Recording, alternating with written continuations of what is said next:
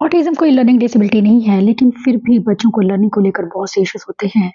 उनकी hyper activity, concentration और sitting को लेकर इश्यूज़ होने की वजह से बच्चे चीज़ों को जल्दी सीख नहीं पाते हैं। इसलिए हमारी लाख कोशिशों के बावजूद भी बच्चों में वो रिज़ल्ट्स हमें देखने को नहीं मिलते हैं। हेलो, मैं हूँ हरप्रीत। आज हम बात करेंगे सिटिंग और कंसंट्रेशन के बारे में। एएसडी या एडीएचडी बच्चों को अक्सर सिटिंग को लेकर बहुत समस्या होती है। बच्चे बैठते नहीं हैं। गुरजोत के साथ मैं ये देखती थी, जब भी जिस सेंटर में भी मैं उसे लेकर जाती थी, यही कहा जाता था कि पहले उसकी सिटिंग पर वर्क कीजिए, उसे बिठाना शुरू कीजिए, तब वो कुछ सीखेगा। ये एक मिसकंसेप्शन है कि हमारा बच्चा पहले बैठेगा तभी सीखेगा, यह ज़रूरी नहीं है। हम सीखने को ही उसकी सिटिंग के साथ रिलेट जब कर देते हैं, तो बच्चे अपने आप बैठना शुरू कर देते हैं। आज इसी विषय में जानेंगे कुछ ऐसे इंटरेस्टिंग वेज़ जिससे बच्चों की सिटिंग ना सिर्फ इम्प्रूव होगी बल्कि बच्चे सीखेंगे भी। फर्स्ट हमारा जो सेशन होता है, हम जब सेशन की शुरुआत करते हैं, हमारा फोकस होना चाहिए बच्चे की पसंद पर। उसकी पसंद की क्या चीज़ें हैं। गुरजोत इतना ज़्यादा हाइपर था कि वो बिल्कुल मुझे देखता नहीं था, तो मैं कभी ये उम्मीद ही नहीं कर सकती थी कि वो मुझे कभी देखेगा। लेकिन जब आप ये चीज़ें, जो स्ट्रैटेजीज़ मैंने यूज़ की हैं, वही मैं आपके साथ शेयर करूँगी। जब ये चीज़ें करते हैं तो बच्चे आपको ज़रूर देखेंगे। फर्स्ट चीज़ होती है कि जब हम बच्चे का अटेंशन लेने की कोशिश करते हैं, एक बच्चा जो लगातार दौड़ता है, उसे बिठाना काफ़ी मुश्किल काम है, लेकिन ये पॉसिबल नहीं है अगर हम कुछ एक चीज़ों को दिमाग में रखें तो।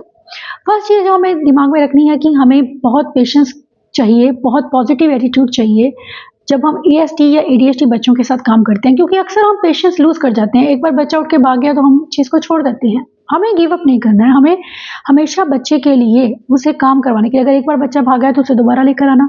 मैं इसी तरह करती थी कि you have to do it, कुछ लिमिट सेट करनी, कुछ कहना कि बच्चे को हाँ ये करना है। जब आप बच्चे को कोई चीज़, कोई वर्क, कोई टॉय आपने निकाला, टॉय दिया आपने, तो बच्चा धीरे-धीरे उस टॉय के सहारे, चाहे वो 1-2 मिनट के लिए, 2 मिनट के लिए सही, बच्चा आपको बैठता है, आपको देखता है। यही काफ़ी था मेरे लिए कि कुछ सेकंड्स के लिए ही सही, बच्चा जब आपको देखना शुरू कर देता है तो ये एक बहुत बड़ी अचीवमेंट है। मत समझिए कि मुझे आधा घंटा बिठाना है या मुझे 1 घंटा बच्चे को लेकर बैठना है। जब आपका बच्चा हाइपर एक्टिव होता है तो स्टार्टिंग में इतने बड़े गोल मत सेट कीजिए। गोल अचीवेबल हो, इस चीज़ का ध्यान रखिए। आपका गोल सिर्फ इतना होना चाहिए कि बच्चा आपको देखे, कुछ देर नोटिस करें। धीरे-धीरे आप इस ड्यूरेशन को बढ़ाते जाइए, आप और चीज़ें ऐड करते जाइए। मैंने भी ऐसा किया था। जब मैं टॉयज़ को उसे देखना शुरू किया, मैंने 1 से 2, 3, 4 टॉयज़ लिए। उसके बाद फिर मैंने कुछ सेंसरी एक्टिविटीज़ को ऐड करना शुरू किया, जैसे कि सैंड में खेलना, या उसे पानी में खेलना बहुत पसंद था। पानी में टॉयज़ रखने और पानी में से निचोड़ कर उसे दिखाना। ऐसा एक प्ले सेशन में करती थी। मेरे को ये नहीं था कि मुझे उसको कुछ सिखाना है, क्योंकि जब आप सिखाने के बाद बच्चे को बिठाया, आपने नोटबुक निकाल दी, पेंसिल निकाली, बस उसी टाइम बच्चे के उठकर भाग जाते हैं, क्योंकि वो चीज़ें करना ही नहीं चाहते हैं। इसीलिए उस वजह से उनकी सिटिंग भी अफेक्ट होती है और बच्चे बैठना ही नहीं चाहते हैं। तो इसीलिए चीज़ें वो लीजिए जिससे आपका बच्चा आपको ध्यान देना शुरू करे, आपके साथ बैठना एंजॉय करे। सिर्फ काम के लिए नहीं, हम बच्चे को खेलने के लिए भी बिठा सकते हैं, और प्ले थेरेपी एक बहुत अच्छा ज़रिया है बच्चों की सिटिंग पर काम करने का। सेकेंड चीज़ है कि मैं देखती हूँ कि मदर कई बार साइड पर बैठकर बात करती हैं बच्चे से। कभी इस साइड पर बैठे हैं, या मदर, बच्चा नीचे बैठा है और मदर खड़ी होकर बात कर रही है और बच्चा बैठा हुआ है, या बच्चा खड़ा भी हुआ है, तो एक लेवल होना जो है वो बहुत ज़रूरी है। बच्चे के साथ में एक लेवल मेंटेन कीजिए। जितना बच्चे का लेवल है, उस लेवल पर जाकर उससे बात करना ज़रूरी है, ताकि बच्चे आपको देखें।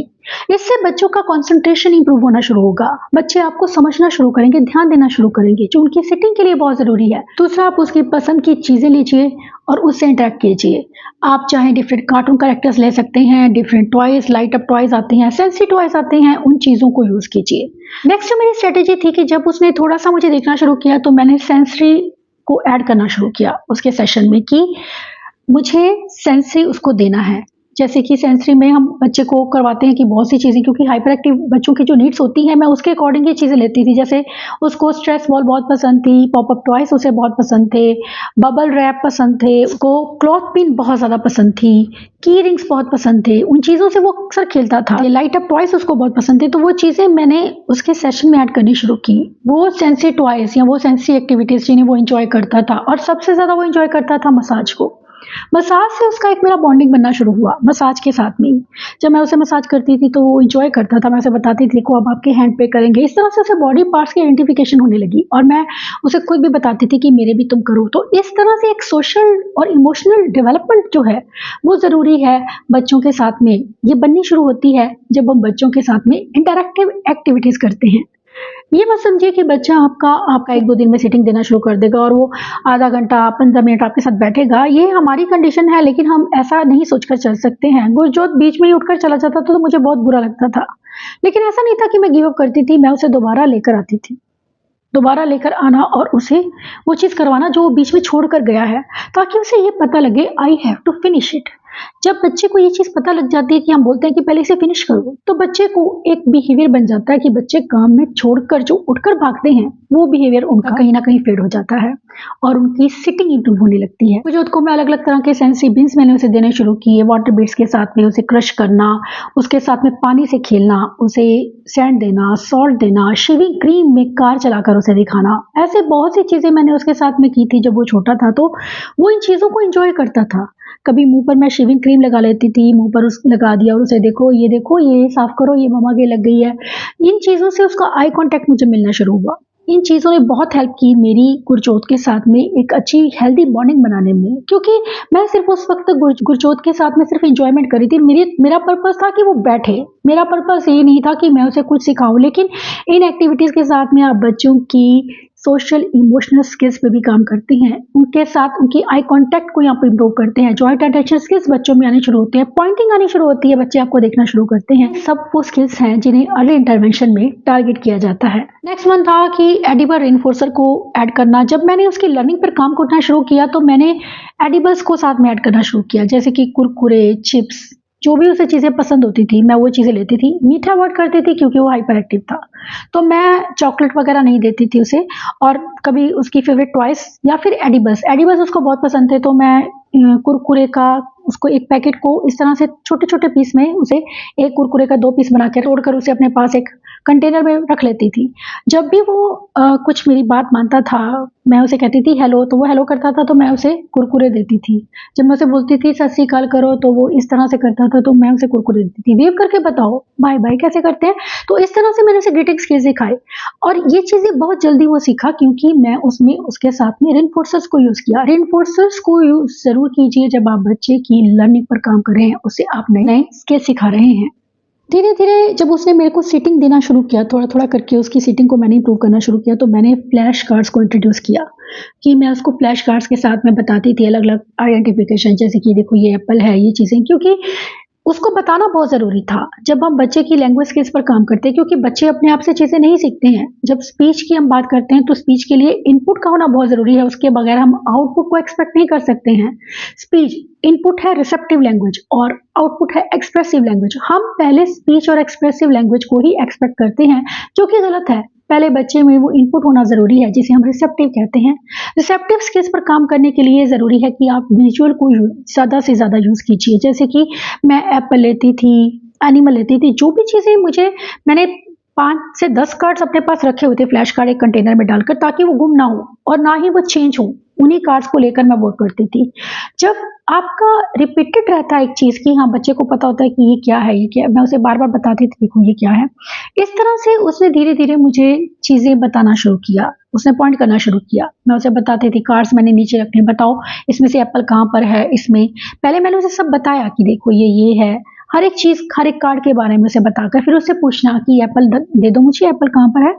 तो इस तरह से बहुत ही ईज़ी वे में मैंने उसके साथ शुरुआत की कि वो मुझे रिस्पॉन्ड करना शुरू करे। उसने गिव, टेक, ये इसका मीनिंग समझना शुरू कर दिया। टच करो, पॉइंट करो, ये छोटी-छोटी कमांड्स बहुत ईज़िली वो सीख गया जब मैंने उसे 1 टू 1 सेशन में ये चीज़ें करवाई। 1 टू 1 सेशन बहुत इंपॉर्टेंट है बच्चों के लिए, उनकी लर्निंग के लिए, स्पेशली अगर आपके बच्चे को ऑटिज़्म है, उसको लर्निंग को लेकर इश्यूज़ हैं। जैसे मैंने देखा कि उसने फ्लैश कार्ड्स के साथ में काम करना शुरू किया, उसने बेसिक कॉन्सेप्ट सीख लिए हैं, तो मैंने स्टार्ट की उसके साथ में वर्कशीट्स।